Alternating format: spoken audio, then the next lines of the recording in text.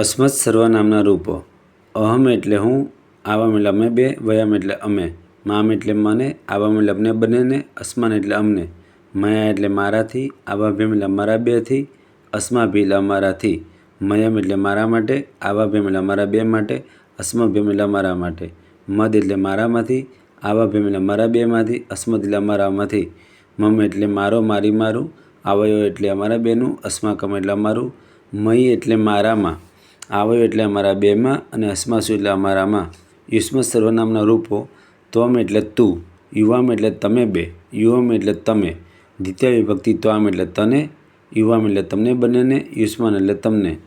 ત્વયા તૃતીય વિભક્તિ તારાથી, યુવાભ્યમ તમારા બેથી, યુષ્માભી તમારાઓથી.